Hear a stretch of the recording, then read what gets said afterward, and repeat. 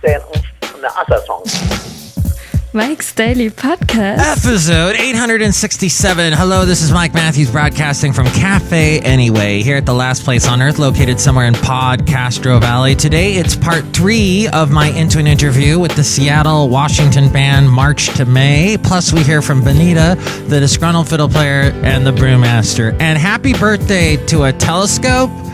And now, I feel real old. Mike's Daily Podcast. We find out why, and the characters here at Cafe Anyway have been getting into all kinds of comedy gold. Mike's Daily Podcast. Well, not really, but we'll try not to suck on today's show. I can tell you with the utmost certainty that I am so glad that I don't have a regular TV, and I am not a fan of AMC. I don't get all the excitement over a zombie. I tried watching their turncoat 1970s drama. Mike's Daily Podcast. It made me wish that that channel could be banned by Obama.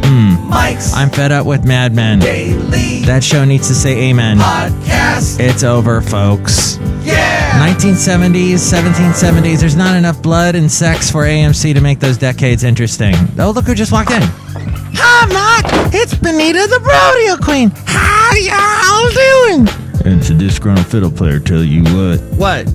You don't put down my favorite show of all time, Mad Men. That is a great show. It's all about the demons that haunt us all, especially us salespeople. You're not a salesperson. You're a creative artiste. You play the fiddle. No, remember, I'm disgruntled. I don't play the fiddle anymore. I'm a salesman. Wow. Okay, well, you heard the show yesterday where there were a bunch of pushy salesmen that we pushed into a huge bubble bath, and then they calmed down. They didn't give their hard sell anymore. Yeah, Mike, I did not want to bathe with those other hard-selling salespeople. Oh. Okay, that's your prerogative. Look who else just walked in. Hello there, Mike. I make the root beer. I'm the brewmaster. Brewmaster, so you and Shelley Shuhart are a thing now. We're a what? A thing. You're a romantic item. That sounds like it's painful. It can be. No, you're in love with Shelley Shuhart. Yeah, Mike, she's beautiful. And I think she loves me too, because she told me. Oh, that's great. Wow. Things are really accelerating along between you two. You've professed your love for each other. That's wonderful. Mike, I have made a delicious Shelley Shuhart root beer. Shelley Shuhart, gift shop supervisor, root beer. Wonderful. I'm going to try it. Wow. It's the best root beer I've ever tried. This is the best. You could sell this root beer, this Shelley Shuhart root beer. It will be the most selling thing you've ever sold. I will sell that root beer for you, Brewmaster. You will? Yeah, because I'm a salesman. I'm a hard seller. So, Mike, you want to buy this root beer right now? I'm selling it now for a low price for free. Okay, I'll buy that root beer. Wait a minute. Dang it, I did it all wrong. My hard selling I slipped on my hard selling. It was too hard, and it had no substance, and I fell down, and I broke my nose. Oh, no. I will bandage you up, Disgruntled Fiddle Player, because I'm your wife, and I love you. All right, that's good. Yeah, let's see. You guys almost got a divorce and you worked it out. Yeah, Mike, we were on the wrong path. The path to selfishness and self-righteousness. And then we fixed things up and we realized that we're in love. That's right, Mike. We're in love. You are like the new Captain and Tennille. And Madame Rootabega, she revealed that her sister was named Madame Rhubarb, but she has long since passed away because she's not immortal like Madame Rootabega. That's not true, Mike. I met Madame Rhubarb a couple weeks ago at a barbecue fish fry, catfish catching, lobster cook meal out, Willie Nelson, crawdad, boiled pancake breakfast. You almost done? Ice cream feed. Spaghetti feed. Go on. It was a family reunion picnic. I saw Madame Rhubarb. Wow.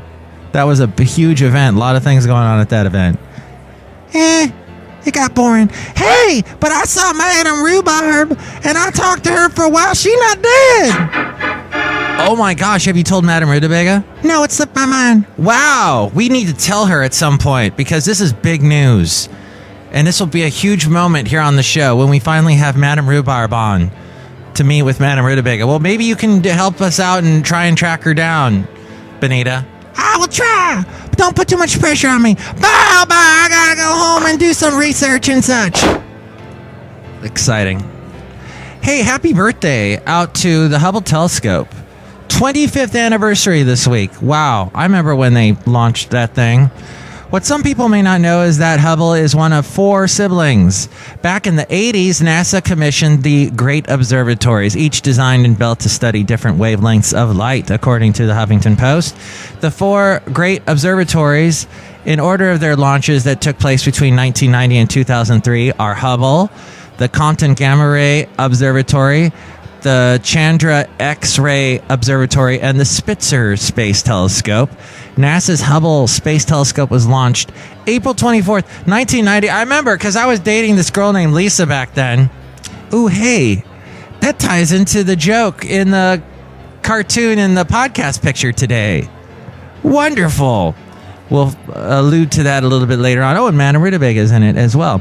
Hubble has 4 main scientific instruments that allow it to observe not only visible light, but also ultraviolet and near-infrared.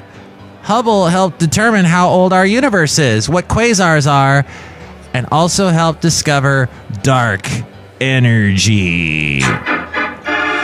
In 1991, NASA launched a satellite into space. Can we start that over? Take 2. In 1991, take 3. In take 4. Take 5. Dun dun dun dun dun dun dun dun. Anyway, in 1991, NASA launched a satellite into space carrying the Compton Gamma Ray Observatory, or CGRO. The goal of Compton was to study gamma rays from objects far out in space. Gamma ray telescopes can study incredibly exotic objects such as blazars. I once wore one of those to a wedding. Yay, let's hear it for blazars. As well as the magnastars, cosmic rays, and dark matter. Compton operated in space until when NASA intentionally sent it into the Earth's ocean in 2009. And then when it fell into the ocean, they said, hey, that satellite thingy was straight out of Compton. Straight into the ocean. NASA's Chandra X-ray Observatory is a telescope specially designed to detect X-ray emissions from very hot regions of the universe, such as exploded stars, clusters of galaxies, and matter around black holes. Because X-rays are absorbed by Earth's atmosphere, Chandra must orbit above it, up to an altitude of over 86,000 miles in space. It was launched aboard the Space Shuttle Columbia back in 1999 when we had space shuttles, and continues to be in excellent health and deliver incredible science over a decade and a half later. The last of the great observatories, the Elliott Spitzer Space Telescope, it's not named after him, is it? Was launched into orbit in 2003. Spitzer is designed to detect infrared light, which is primarily radiation from heat. This gives Spitzer the ability to study objects like brown dwarfs or failed stars, extrasolar planets, giant clouds of gas and dust, and organic molecules that may hold the key to life in the universe. Does it study prostitutes in space? No. Over the years, astronomers have used often data from these telescopes together. Not only does this reap incredible scientific rewards, the combined data sets from the different observatories often make spectacular images that help all viewers get a more complete view and picture of our fascinating universe. And you can see some of those pictures at HuffingtonPost.com. Just go to their article written by Kimberly K. Arcand that's entitled Happy Birthday Hubble, Seeing the Universe in a New Light. Thank you very much for listening to that news story. I would like to also tell you can comment on that news story and on AMC if you're a big fan of AMC. Why? And are you excited to hear that Madame Rootabega is in fact no longer alone, that she does have another sibling still alive in this world. What a fascinating, dramatic turn this has taken. Oh, and the love affair between Benita and the Disgruntled Fiddle Player, and Shelley Shuhart and the Brewmaster. There's so much love on this show. Email me, mikesdailypodcast@gmail.com. We read your comments on the section emails from email, and your and not so comments. You can comment on our Facebook page, facebook.com/mikesdailypodcast, or also on Twitter @MikeTalks. And you can find our website, mikesdailypodcast.com, which has links to where to listen to us in iTunes. You can comment on the show and rate this show in iTunes. If you do that, we don't languish in obscurity, which we do all the time. We languish away. And, maybe that's a good thing. Maybe we need the Hubble telescope to turn around and look at Earth to try and find us, because we're so densely buried and hard, obscure to, Then there's also the links to where to find us in YouTube. You can listen to us there, SoundCloud, TuneIn, Stitcher, Podomatic, Mixcloud, Spreaker, Player FM, Ameristream. You can listen to my morning show that I do weekday mornings in Connecticut from 6 a.m. to 10 a.m. There's a link to that, as well as the country radio show that I do weekends on Country Crossroads Radio. Links to all that, as well as where to find us on Instagram, Yelp, and Tumblr. And there is the Amazon link. If you're ever going to buy anything on Amazon, if you want to help us out, go to mikesdailypodcast.com, click on that Amazon link, and buy whatever it was you were going to buy. Perhaps a huge astronomical telescope. And then you help us out by paying for it through that Amazon link. There's also the blog, The Daily Podcast Picture, all my past interviews too at mikesdailypodcast.com. And speaking of interviews, part 3 of my March to May interview. Into an interview. I'm speaking to March to May. It's the duo with DARREN, GUYAZ, and BETH. We've been having a very spirited talk about ninjas and harps and gymnastics. And ninjas with harps. And ninjas with harps. That's the name of my band, is Ninjas with Harps. We're a great band. We're touring. We're taking it to the road. I like it. I'd come to your shows. Yeah! That's all we need, is you to show up, Beth, and we're happy. So, who did that really nice art for your album cover for The Water's Edge, for your EP? That was actually my sister. She's a watercolor painter back in Maine. No kidding. Yeah. It actually has a really funny story behind it, too, because I'll tell you, we had a heck of a time getting artwork for this album. We had sort of been in talks with a couple of different artists, and everything that was coming out in terms of sort of like mock-ups and initial ideas just didn't feel quite right. And we had a painting that DARREN's sister had given me the year previously hanging in my room, and we were sort of like sitting there one day just wondering, like, man, what are we going to do about artwork? We really want something that looks like that. And then we had this moment of like, oh wait, that would be pretty easy to do to get. So we called up DARREN's sister the next day, and she was totally thrilled to do it. So cool. Wow. And it's all in the family. Yeah, totally. Excellent. Yeah, and it's very soothing to see, to look at. It's a nice drawing. And then you made the Water's Edge EP. What was the name of that studio again? Bear Creek Studios in Woodinville. Bear Creek Studio. Any particular reason for that one? We had listened to sort of the music that was coming out of a lot of Seattle local studios, and we're just blown away by the quality of material that was coming out of Bear Creek. They did Elephant Revival's latest album, which was one of the real things that sealed the deal for us. When we called them to see if we could book some time to just come and see the studio, they asked us to wait a month because they were doing Brandi Carlile's most recent album. Oh man! And they did the Lumineers. They've got a pretty solid repertoire, and we're so glad we went with them. Just the team that we worked with there was incredible. It sounds great, the album, and you co-write a lot, right? What's that like, the co-writing process? You had mentioned earlier about doing Facebook chat to finish up the song Count the Days. Yeah, I never would have imagined co-writing before I met Beth, but it's been a pretty incredible process. We work very, very well together. And, I feel like almost every song starts out with some kind of chord progression on the guitar or the harp, leads to some kind of melody, and then we kind of solidify a melody. And then eventually the lyrics come usually at last. That's the process. And it's amazingly fluid. Okay, well, I want to play Georgia, and this reminds me a little bit of like the Cowboy. It's the Cowboy Junkies. Wait, the ones that sang "Sweet Jane." Oh, sweet Jane. Wait, Who is that? Let me look this up. Hold on. Is it Cowboy Junkies? Sweet Jane. Why is Cowboy Junkies not popping up in my head? That's weird. In the 90s, they did this song, Sweet Jane. It was a cover of the Velvet Underground song. And I don't think I've heard that. I'll have to go look that up. And it kind of has that feel to it. And it sounds new, your song here, Georgia, but also very retro. Yeah, for sure. And was that something that you were going for? How did that happen? A little bit. I mean, the song was a kind of an interesting amalgamation, actually. I started the chord progression a couple years before I met Beth, actually, when I was traveling through Southeast Asia.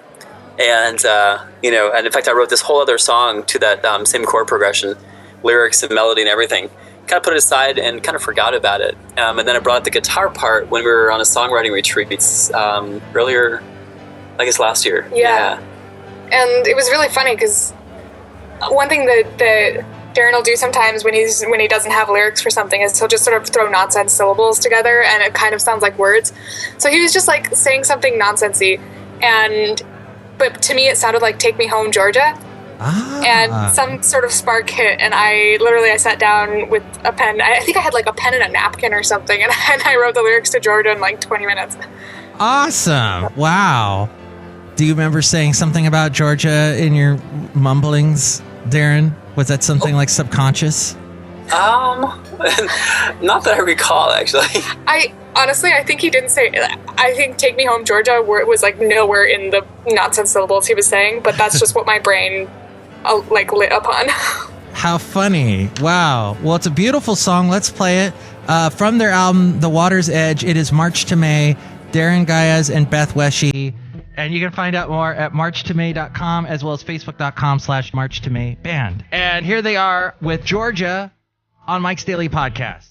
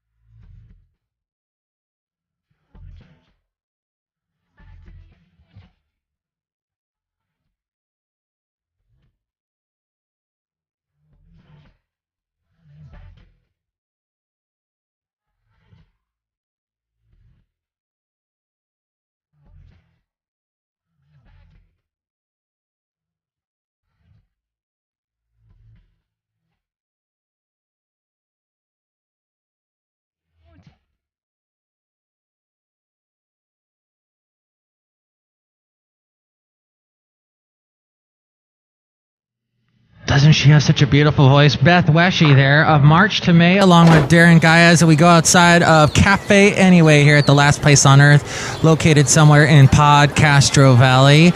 Next show, it's the finale of my Into an Interview with the duo March to May. And yeah, I was talking about the Cowboy Junkies and Sweet Jane, which sounds a little bit like this. Anyone has ever had a heart, wouldn't turn around and break it. And anyone has ever played a part, wouldn't turn around and hate it. Oh man, I had an ex-girlfriend that loved that band. Loved Cowboy Junkies. Sweet Jane. Dun, dun. Okay, I feel a little bit of a kinship between that song and Georgia. What do you think? You can email me, mikesdailypodcast@gmail.com, or comment your calm and not so comments there at facebook.com/mikesdailypodcast, or on Twitter @MikeTalks. And here's today's podcast picture. And speaking of talking of ex-girlfriends, well, we weren't really, but we mentioned the word Lisa and Charlie Brown and that sort of thing. And today is World International Don't Infringe on My Intellectual Property Day. World Intellectual Property Day, and I am speaking with Madame Rootabega about that. In fact, she's here right now. Hello, Michael Masters, Madame Rootabega. Und what were you guys talking about earlier? Oh, nothing at all. Hi, Madame Rootabega. How y'all doing? I'm doing fine. What were you guys talking about earlier, Benita? Benita, ixnay on the sisters say. What? You're speaking some kind of other language. I was doing some research. Yes, what were you doing research about? Madame Rootabega, we may have found your sister. No, but she is dead. Yeah, but, well, do you know for sure? Not really. Okay, well then we may have found her. What? I know that's surprising, isn't it? No, what? Seriously, what? I'm hard of hearing. We may have found your sister, Madame Rhubarb. Oh, no, you haven't. No, we may have. Okay, well, I can't wait to see how this turns out. And madam, I'm doing research to find her. Thank you, Benita. You're welcome. Can I borrow your cowboy hat? Yeah, say it anytime y'all want. I want to borrow it right now. No, not right now. I'm using it. Maybe later. You guys work that out. Anyway, next show, we're going to bring you the finale of my Into an Interview with March to May. Plus, we will also hear from, well, that lady we just heard from, Madame Rootabega, as well as Valentino and Bison Bentley. Mike's Daily Podcast is written and produced and performed by Mike Matthews. His podcast is super easy to find. Download or listen to his show and read his blog at mikesdailypodcast.com. Email Mike now at mikesdailypodcast@gmail.com. See you tomorrow. Bye!